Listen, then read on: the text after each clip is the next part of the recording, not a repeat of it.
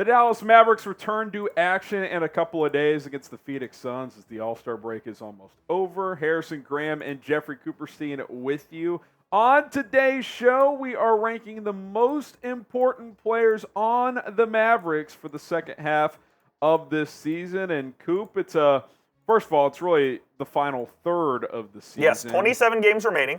And second of all, Mavs are hot. 6 games in a row. Let's see if they can carry that momentum and make a push. You wouldn't know that they're hot if you watch ESPN or any other talking head show there in NBA media, but they are indeed hot. 6 in a row, a big game against Phoenix coming up. I believe Phoenix has a 1-game advantage over the Mavericks. It's a massive game, man. So it's a huge game and a good test coming out of the gate here, so hopefully the Mavs can get off on the right foot.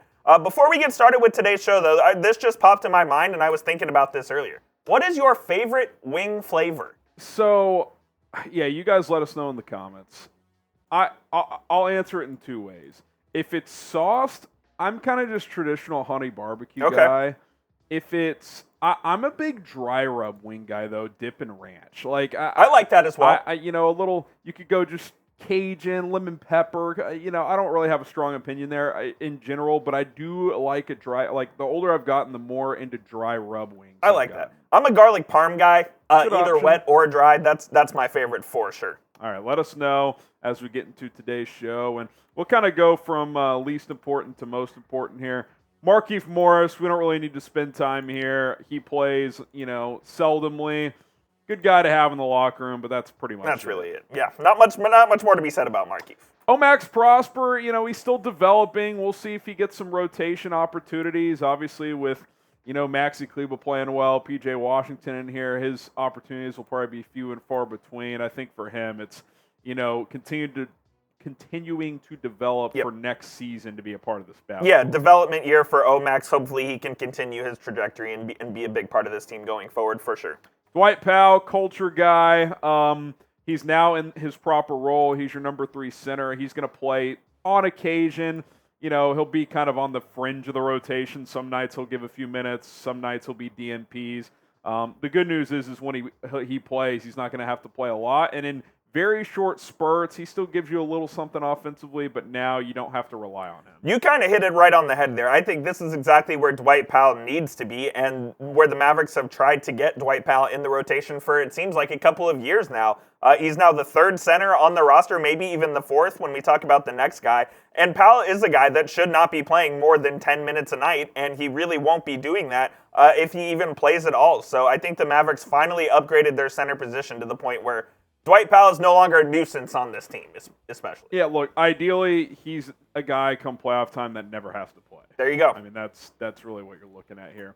Maxi Kleber, this is the first player that you could kind of debate, where you rank him. Now, recently, I would argue he's been more important, but in general, I don't think you have to bank on Kleber. He's kind of a luxury at this point, Coop. Absolutely. If he's giving you quality minutes like he has recently, that's great. If he's not, it doesn't kill you, whereas earlier this season, they felt his absence when he was injured because Dwight Powell was having to play more. They were having to try Rashawn Holmes. Yep. So now Kleber's kind of just a luxury. I think right now he should be in the rotation with the way he's playing. But if he starts playing poorly, you don't have to play. Exactly. If Maxi's playing well, then more power to him and get him some minutes. But the Mavericks no longer need Maxi to be a key part of their team. If he can give them the defense that he's been showing over the last month or so before the All-Star break, then that's great. But right now the Mavericks are basically 11 deep, and Maxi is that 11th guy. So that's kind of where the Mavericks sit right now after the trade deadline. We'll get into the top 10 in just a moment, but listen, we have a subscriber battle going on with Warriors today. This is over the last month or so. Let's pass the Warriors. We need to pass them. They're stink on the court. They're past their prime. They've had their run. It's the Mavericks' turn now. Let's go. Hit that sub button. Beat them on the court. Beat them at Chat Sports. If you want daily content, hit that subscribe button. Let's murder Golden State Warriors today. I like that. Top 10 here, Jaden Hardy. You could have kind of gone either or, 10, 11, but I think if Hardy's playing well, it's probably more impactful than Maxi Kleber, so I do agree with that. He's also been trending up recently, and look, you and I have both said you could still use kind of that third ball handler. Well, maybe he's that guy. You never know. Maybe he's a guy that come playoff time does get some rotation run. Yeah, it's going to be between Jaden Hardy and this guy, Dante Exum, as far as who gets those minutes. And it'll be an interesting choice that Jason Kidd has to make between these two. He kind of messed around with it in the first half of the season where he kind of split those minutes between Hardy and Exum. I kind of think here in these final 27 games, he needs to pick one and just run with them. Obviously, that's not ideal for the guy who kind of gets left out of the rotation, but I think it would be better for team cohesion if he picks between one of these two guys. Yeah, and look, Exum hasn't done himself any favors. He hasn't been playing much recently. Hasn't been healthy. Due to some minor injuries. So, at one point, it looked like he might be a firm starter on this team. And there's a scenario where he's not in the rotation. The first month and a half of the season, Dante Exum was probably like the third most important player on this team behind Luka and Kyrie. Yeah. He was so good. Top five for sure. Yeah. And then he got injured, and he really hasn't played since, so we don't really know what's going on. Apparently, Jason Kidd said he's supposed to be at practice either today or tomorrow getting ready for that game against Phoenix, so we'll see what happens with Exum. But he's gonna have a choice to make between these two guys for sure. Yeah, let us know who should play more. Type 0 for Dante Exum, 1 for Jaden Hardy. I mean, it's kind of a classic defense offense thing. Exum's the better defender, Hardy's the better, and he's the better ball handler too. So yeah, it's going to be interesting to see what happens here. Let us know in the comment section below. Derrick Jones Jr. has kind of been trending down, Coop, but the good news is again, with some additions they've made, they don't have to rely on him as much. Hopefully this break, he's able to kind of recoup a bit because he's played more minutes this year than he's ever had, so maybe he just hit a bit of a wall.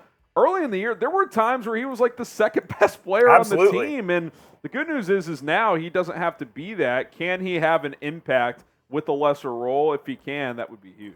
Yeah, it's not a good thing that he's trending down because he just hasn't been playing great. I think over the last 2 months, he's shooting less than 30% from three, so he's really cooled down from there especially. But it is a good thing that he is now lower in the pecking order on the rotation because, again, the Mavericks were aggressive at the trade deadline, went out and made moves, got P.J. Washington, who plays the Derrick Jones Jr. role, is just a more talented player, I think, especially on the offensive end. On the defensive end, Jones probably gives you about the same as Washington, but his offense is obviously what moves him up in the pecking order. So, look, the better players that you have down in the rotation, that's good for Jason Kidd, and it's going to be an embarrassment of riches going forward, hopefully.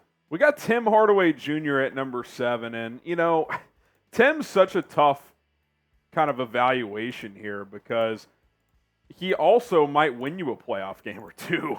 Come playoff time with his streaky shooting, but he's not a great defender. When he's cold, he's kind of a negative, if we're being completely honest. He hasn't been playing great recently. But again, coming into the year, he was kind of viewed as this team's sixth man. So you have him at 6 or 7. That's kind of what you were hoping for coming into the season. Yeah, they actively tried to trade him this offseason. Tim came in the first half, and for the most part, outside of the last couple of weeks before the All-Star break, he was really consistent, was playing really well.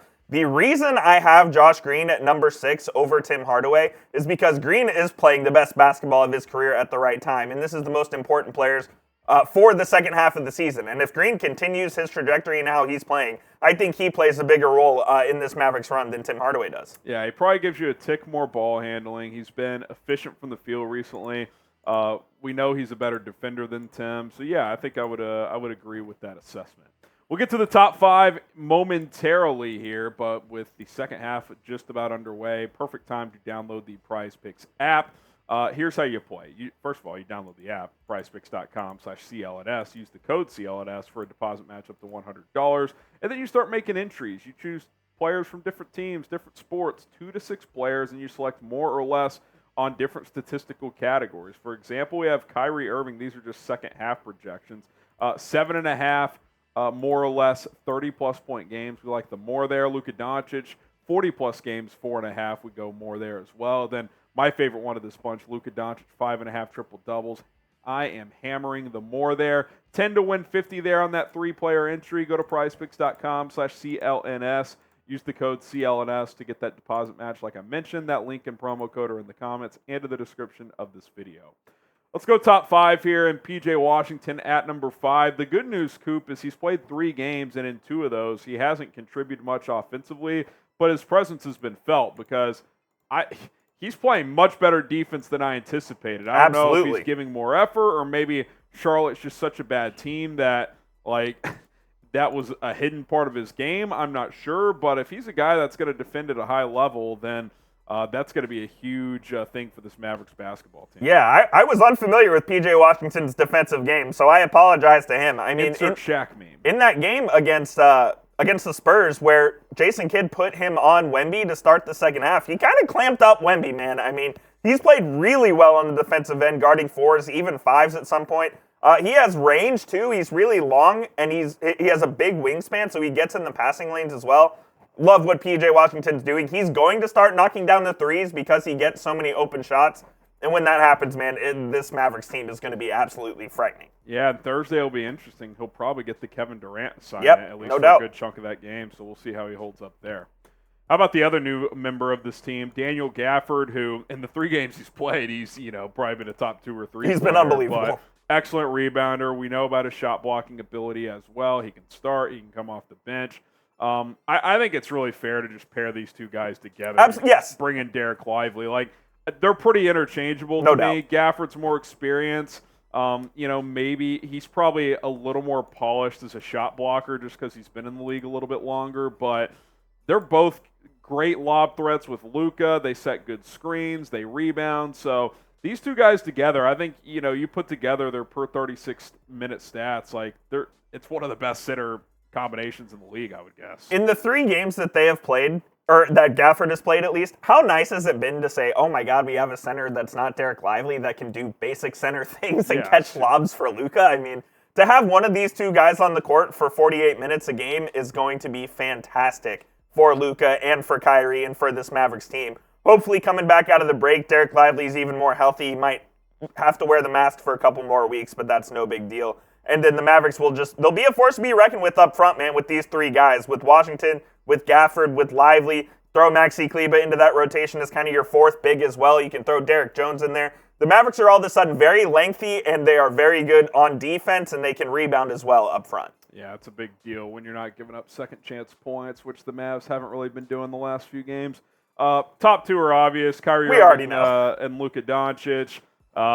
Look, we could talk about the role players, and they certainly are going to play a big role. There's no doubt about it. But this team will go as far as Luka and Kyrie take them to a certain extent. Now, obviously, guys got to help them out. You need those bigs to impact shots and rebound and all those sort of things. But if those guys are going to shoot, 48, 50+% and be efficient from 3 and combine to average 60 points per game, I mean, you're going to have a chance against most teams. So that's a good sign. We've talked about Luka's defense on this channel. He's having a career year on that side of the floor as well. And Kyrie recently has been healthy and very productive. He's been that 4th quarter assassin that we know he's capable of being. So, look, the vibes are high right now. The guys have had, a little over a week off, so we'll see how they come out of the break. But I'm excited for this final third heading into the playoffs. All I know is that Kyrie has been back, and the Mavericks are 6-0 since he's returned. So, notable. More or less, when Kyrie plays, this team's really good. Yeah. When he doesn't play, they definitely have a void. So, and I'm hoping that Kyrie plays every game down the stretch. You just never know with that guy. I want to believe in him so bad because every time I watch him play, I'll text my buddies and be like, this guy is just unbelievable on the offensive end, man. He's one of those players that maybe not every night, but most nights, like, he'll do something that it's like, wow. will wow you. Absolutely. I mean, the Mavericks are one of maybe 3 or 4 teams that have 2 guys like that. They're must-watch TV every single night. Luka could go for 73. Kyrie could just do some ridiculous finish crossover. His pirouette finger roll over Wemby. Oh my God, is an all-time basket. He is so good on the offensive end, and when he's healthy and this team is cooking, man, they can beat anybody in the league. I mean, I believe they are title contenders if those guys are healthy. I really do. Especially with this new just center combination. I mean, they can hold up against these teams with quality. No doubt. Which is an absolute game changer. There's no doubt about it. Predict the Mavericks record over the final 27 games. They're currently at 32-23. 18-9 gets you to 50. Yeah, I mean, look, I think if you win, I don't know what the number is. I think if you go 16-11, you get into that top 6. Yeah, I mean, I think 48 wins has got to be the number you're identifying to avoid the play-in. I think if you do that, you're going to be in good shape. And look, I don't think you can understate or overstate this first game against Phoenix. I mean, it's kind of a 2-game swing. If you win it, you're kind of like tied for that 5-6 spot. If you lose it, you're a couple games back. So you really need to put all your eggs in this Phoenix game and really try to go take it, man. Yeah, it's a big game on Thursday for sure. It's a TNT game, so the NBA world basically will be watching. Is it in Phoenix or is it in Dallas? It's home. It's home. It's home here. Big So opportunity, the man. crowd will be rocking. It's an early crowd, so probably a late arriving. It's an early start, so probably a late arriving crowd. Because in Dallas, the crowd doesn't get there till 8 p.m. anyways. But hopefully they get there early and they're loud. That is a big game for the Mavericks. Yeah, no doubt about it. All right, hopefully you guys enjoyed today's video. If you made it to the end, Hit that thumbs up icon. hit that like button, subscribe, all that good stuff.